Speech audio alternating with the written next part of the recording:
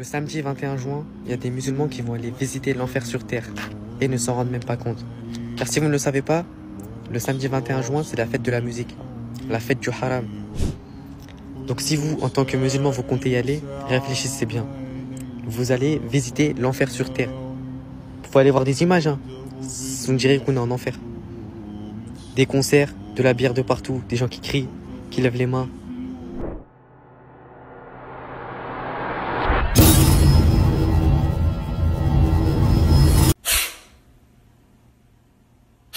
Petite vidéo aujourd'hui. Je vais me lever, c'est compliqué. Du coup, on aura 4 petites nouvelles qu'on va traiter rapidement. Hein. T'inquiète pas, on ne va pas déborder. C'est le matin. J'ai dit ça hier, c'est vrai. Mais aujourd'hui, on va pas déborder. Du coup, on va faire simple. Il s'est passé certaines choses. J'ai décidé de le traiter rapidement. Et on ne va pas trop tergiverser. Je sais, je me répète. J'ai encore rien préparé. C'est terrible, ça. Ah là là. Allez, c'est parti. Du coup, toujours les mêmes. Et la justice ni le gouvernement ne fait strictement rien. Nous sommes laissés à l'abandon. Sur la N3, près de Noisy-le-Sec, dans le 9-3. Que voit-on? Toujours les mêmes, c'est toujours la même chose. Regardez par vous-même.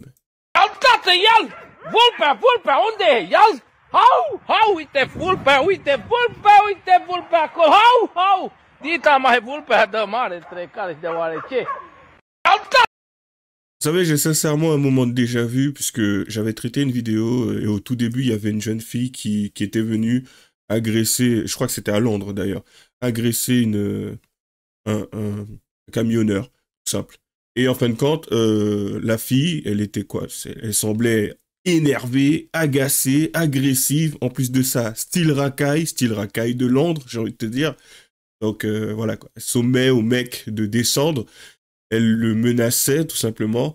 Et puis, elle a pété son rétroviseur et elle s'est barrée. Donc voilà, c'est triste, hein, mais bon. Ça, c'est les effets de la chance, c'est les effets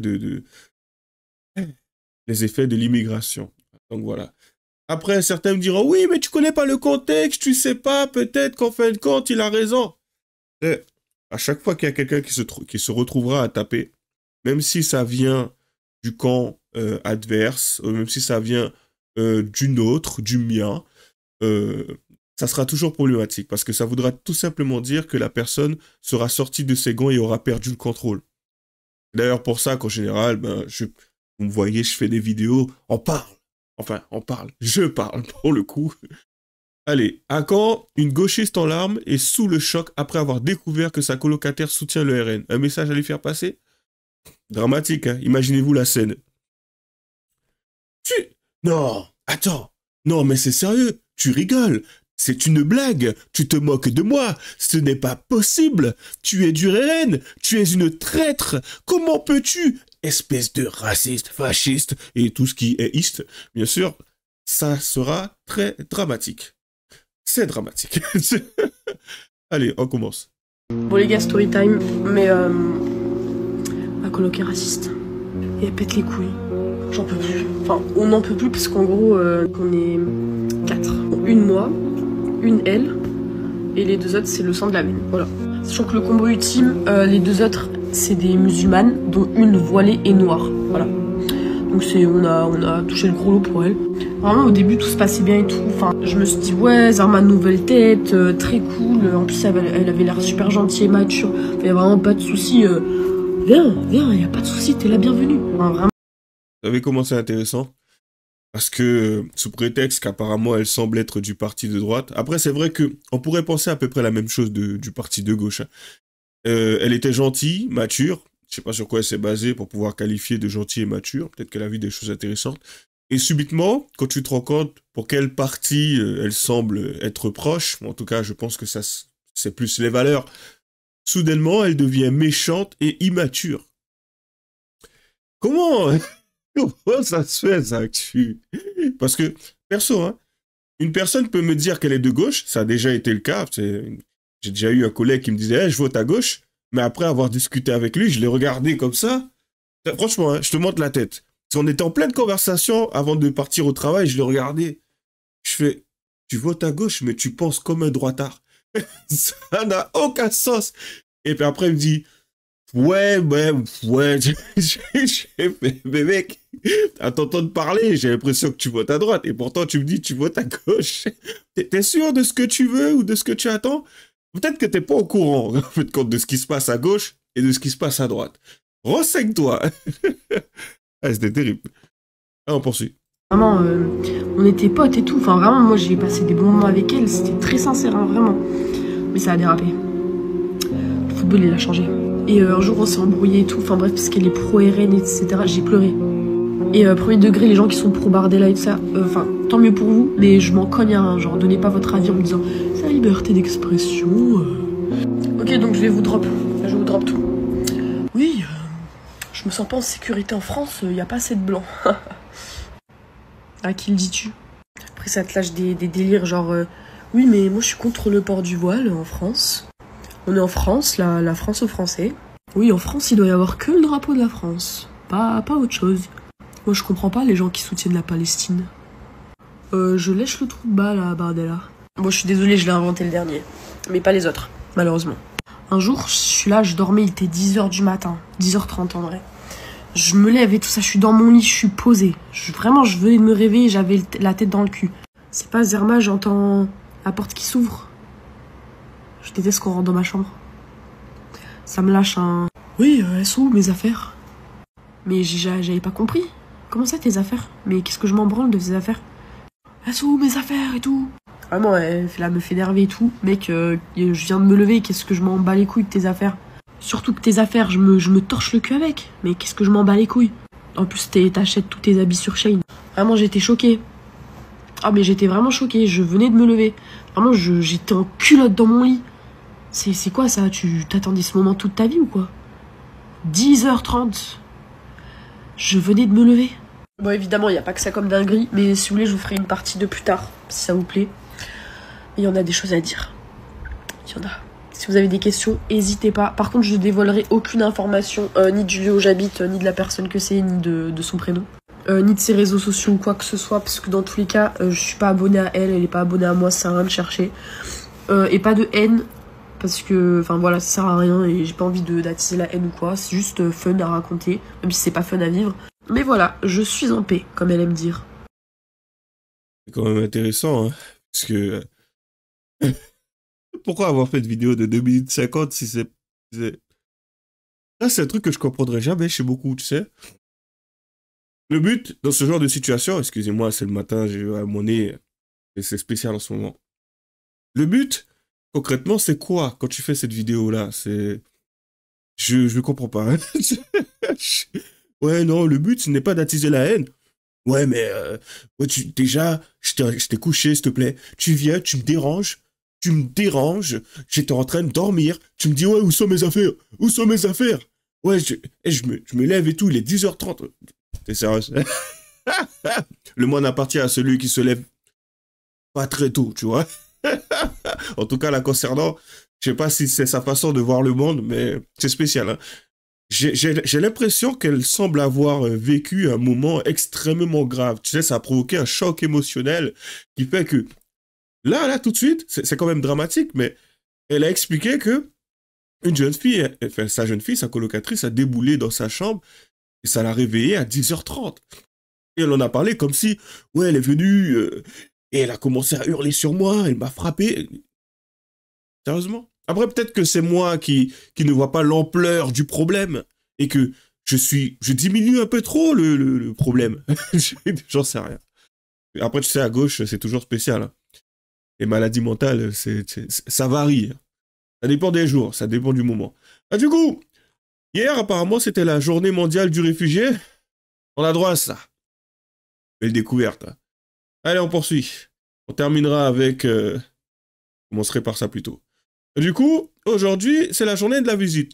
Donc, dans 2 jours, c'est la fête de la musique. Bon, c'est aussi aujourd'hui pour le coup. Mais cette année, elle ne ressemblera à aucune autre. Elle s'annonce bien plus grande que d'habitude. Allemands, Anglais et Néerlandais se sont donné rendez-vous dans les rues de Paris.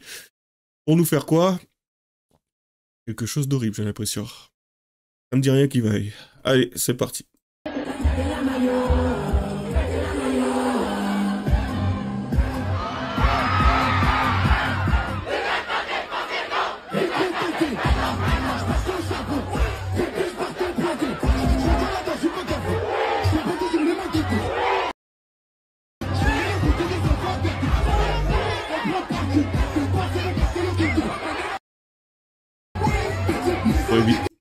pour éviter les droits d'auteur.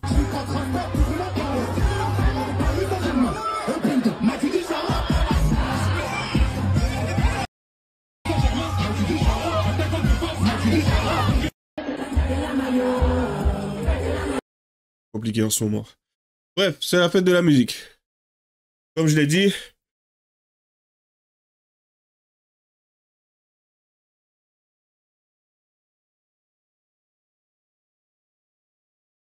ça me dit rien qui vaille. De toute façon, moi, je suis malade. J'ai pas prévu d'y aller. Et perso, même si j'étais pas malade, j'y serais pas allé. Ça ne m'intéresse pas. De nombreux Britanniques sont arrivés à Paris pour la fête de la musique qui aura lieu ce samedi soir.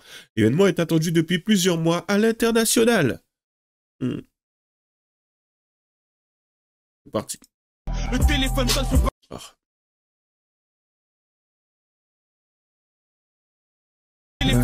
C'est quand même dramatique, hein. Parce on a quelque chose qui attire un certain type d'individus. Comme je l'ai dit, hein, peut-être que je suis trop rabat-joie. Je devrais apprendre à m'amuser, apprendre à apprécier la chance.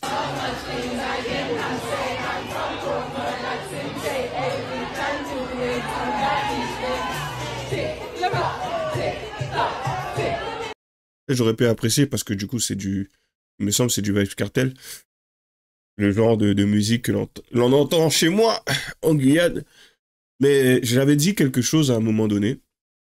C'est qu'en fin de compte, à chaque fois qu'il s'agit de danser ou de fêter, ou tout prétexte c'est bon à s'amuser en fait avec le noir.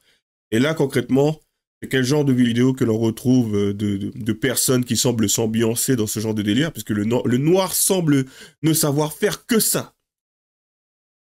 Encore une fois, des noirs.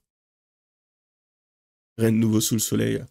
Faut pas t'attendre à quelque chose qui sorte de l'ordinaire. On n'attendra pas une création de génie. Non, non, pas du tout. On n'attendra pas non plus une implication dans quelque chose de fondamental et qui a du sens. Non, non, non, non, non, non, non. Certains parlaient avant de « Ouais, Palestine, Palestine, Palestine !» Et juste après, c'est passé à « Ah, mais finalement, on va pas soutenir la Palestine parce que vous nous soutenez pas nous, au Congo, au ceci, au cela. » Donc les mecs, ils ont attendu à un moment donné, va savoir à quel moment, quel a été le déclic, de se réveiller, de se rendre compte que, ah ben en fait, nous, on vous aide, et vous nous aidez pas. Parce que bon, apparemment, soutenir, c'est-à-dire venir crier dans les rues, parader, et dire oui, Free Palestine, ça va changer quelque chose dans le pays. Et pareil pour ce qui est de, peut-être d'Afrique, tout simplement, des pays d'Afrique ou autre, ça va changer quelque chose. D'accord. Ah, purée.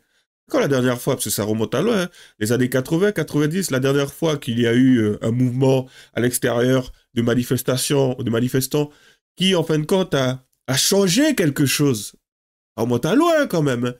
Je dis pas que c'est jamais arrivé, hein, mais la dernière fois où ça a provoqué quelque chose, où il y a eu, je sais pas, une conséquence, j'ai envie de dire positive, ça date quand même. Hein. Aujourd'hui, est-ce que franchement, ça peut fonctionner? Je sais pas. Je le sens moyen. Le travail des frères musulmans en une vidéo. Un apprenti islamiste sur les réseaux sociaux, un malade mental en liberté. S'il entend de la musique, que va-t-il faire? 21 juin. Allez, c'est parti. Le samedi 21 juin, il y a des musulmans qui vont aller visiter l'enfer sur terre et ne s'en rendent même pas compte. Car si vous ne le savez pas, le samedi 21 juin, c'est la fête de la musique. La fête du haram. Rien qu'au nom, vous savez déjà ce qui va se passer là-bas. La musique déjà, c'est un péché. La musique, c'est un péché. Elle est là pour vous éloigner du Coran, des paroles d'Allah. Mais la fête de la musique, c'est quoi? Il y aura quoi là-bas? Il y aura que des concerts, des hommes aux mauvaises intentions, des femmes aux mauvaises intentions, de l'alcool, de la bière, plein de substances illicites, plein de choses haram qui peuvent nuire à notre religion. Donc si vous, en tant que musulman, vous comptez y aller, réfléchissez bien. Vous allez visiter l'enfer sur terre. Vous pouvez aller voir des images, hein. Vous me direz qu'on est en enfer. Des concerts, de la bière de partout, des gens qui crient, qui lèvent les mains. Mais vous préférez quand même y aller? Et si vous mourrez là-bas maintenant, vous aimeriez être ressuscité devant Allah? Et le mec, il raconte, il parle de quelque chose qui ne concerne que lui. Après, tu me diras, oui, il y a des personnes qui qui y croient dur comme fer. Il y a des personnes qui ont avalé ce genre de choses-là. Il n'y a pas de souci. Regarde, vous croyez ce que vous voulez. Mais c'est quand même intéressant la façon dont il parle avec... il est tellement sûr de la situation, de comment les choses vont se passer, de comment les choses sont censées être, tu vois. Le gars, il t'a parlé de l'enfer sur Terre. Il a comparé ça à des gens qui font un concert. C'est ça l'enfer. Ah, ben, j'ai envie de te dire, si ce n'est que ça, bon, dans ce cas-là, quel est l'intérêt de se casser la tête à savoir concrètement où on va aller? Enfer, paradis, paradis, ça sera comment? Si en fin de compte, ce n'est pas un concert, c'est l'enfer. Donc, c'est-à-dire, quand t'es au paradis, t'es tranquille tout seul à la campagne. Ça se passe comment? Quoique, c'est mon délire, j'avoue. Mais, bref, c'est terrible. Dans un tel événement, vous êtes là, vous êtes en train de danser, en train de frotter des filles. C'est à partir du moment où la fille elle est consentante, et il faut comprendre aussi que les gens ils vont, pour ce qui est des mecs et tout, on a beaucoup, ils y vont littéralement que pour ça. Donc et les filles, pour beaucoup, c'est ce qu'elles recherchent. Donc je suis désolé mesdames, peut-être que vous ne serez pas d'accord avec moi. Tu vas là-bas avec une espèce de mini-jupe ou robe au niveau des cuisses. Tu es libre de t'habiller comme tu veux, puisqu'apparemment maintenant il faut le dire, il faut le mentionner, puisqu'apparemment quand tu expliques certaines choses, ça remet le droit en question. Encore une fois, je ne remets pas le droit en question. Mais je suis désolé, à un moment donné, je vais dans un endroit blindé de femmes, et je décide, ah ben tiens, je vais mettre un pantalon extrêmement moulant pour qu'on puisse voir mon entrejambe. En tout cas, le contour, l'aspect, l'épaisseur, la grandeur. À un moment donné, tu sais, tu réfléchis 2 secondes et tu te dis, mais en fait, le mec, il a littéralement préparé son coup. Et je serais d'accord avec les personnes qui pensent comme ça. Maintenant, on inverse les rôles. Robe et tout, tu pourrais t'habiller encore, enfin, je sais pas, j'ai envie de te dire décemment, parce que pour moi, ça, ce n'est pas décent. C'est mon point de vue, je le précise. Mais bon, t'en as certains qui vont chercher cela. T'en as d'autres qui vont juste pour jeter un œil. Donc forcément, tu le verras au niveau de l'habit, ça ne sera pas très recherché, en fait très simple, dans la simplicité, on y va pour essayer d'apprécier la musique. Bon, peut-être pas ce qu'on a entendu juste avant, mais bon, je suis désolé, mais on est dans un déclin total de la France. Ne vous attendez pas à quelque chose de spectaculaire, tu vois, ou à l'ancienne. Je pense que ça arrivera, faudra aller dans certains endroits spécifiques, mais quand vous verrez des noirs, c'est triste à dire, hein, mais attendez-vous à de la débauche. Ouais, il y a des chances. Après, peut-être que j'ai une mauvaise langue. Alors, on poursuit. Le fait que tu sois musulman mais que tu ailles à la fête de la musique demain prouve quelque chose sur toi. Ça prouve que tu ne crains pas Allah. Et il faut pas le prendre mal. Toi, le fait d'aller à des fêtes comme ça, tu le prends pas mal. On te dit la vérité. Aller à des choses comme ça, c'est une preuve que tu ne crains pas Allah. Tu banalises tellement les péchés que tu vas en public faire une fête de haram. Et le comble, c'est qu'il y en a qui vont louper la prière, qui vont faire sortir la prière de son temps parce qu'ils vont à des fêtes comme ça. Vous le savez très bien, hein, qu'il y a musique, mixité, débauche en général, glorification de tous les péchés là. Donc ne prenez pas mal le fait qu'on vous dit que vous craignez pas Allah quand vous faites ça. Si je passe ce message là, c'est parce qu'il y a des frères et sœurs qui comptent y aller. Je vous demande, et je demande à Allah de vous faciliter, de nous faciliter. Ne vous rendez pas à des endroits comme ça. Nous sommes musulmans, soyons fiers de notre religion. Vous n'êtes pas fiers de votre religion, vous vous sentez obligé d'aller dans des fêtes qui ne sont pas les nôtres? Craignons Allah et qu'Allah nous pardonne. Tu sais, ce qui est bien avec Allah et les musulmans, un truc que j'ai remarqué, comme ouais Renoir, c'est que tu peux avoir fait un péché et puis juste après, t'es pardonné. Ah, tu le demandes, tu fais ce qu'il y a à faire, tu vas à la mosquée ou à la rigueur, tu jeûnes, tu fais le ramadan et puis c'est bon, t'es pardonné. Donc laisse-les aller s'amuser, ça change rien. D'ici peu, tous vos péchés, ça dégage. C'est bien. Hein? Dans ce cas-là, ça veut dire qu'ils peuvent faire tout et n'importe quoi. Comme je l'ai dit, c'est une religion spéciale. Tu peux, t'es pardonné à foison. Ça dépend bien sûr de ce que tu fais. Si tu manges le cochon, c'est compliqué. Bon, après, pour le reste, apparemment, ça va. Ouais, tu peux avoir fait de la musique pourrie pendant X temps, et quand tu vois, tu rentres au ciel, la seule chose que tu as à faire pour pouvoir aller encore au ciel, pour aller au paradis, c'est que tout le monde supprime ta musique. Donc là, il s'agit que d'un jour. D'ici demain, il faut les 5 prières et c'est réglé. Ah, voilà. Donc, du coup, aujourd'hui, j'allais dire demain, aujourd'hui, ça risque d'être compliqué pour certains musulmans et ça risque d'être compliqué aussi pour certains noirs. Quand bien même, j'estime que c'est aujourd'hui plus une fête de débauche que le fait d'apprécier de la bonne musique. Ça reste mon point de vue. Je pense pas que vous le partagez forcément avec moi. C'est bien. Je pense qu'il doit y avoir forcément des zones où on peut apprécier de la bonne musique, quelque chose de simple, de doux et d'entraînant, d'enivrant. Donc, amusez-vous bien. C'est la fête de la musique. Passez une bonne journée. Et comme d'habitude, mettez les j'aime pas, les commentaires. Les liens seront dans la description. J'ai un compte, j'ai un Tipeee. Au cas où si vous voudriez me faire un petit don. Mon nez là, c'est compliqué. Et puis abonnez-vous. Et bonne chance à nous. À la prochaine.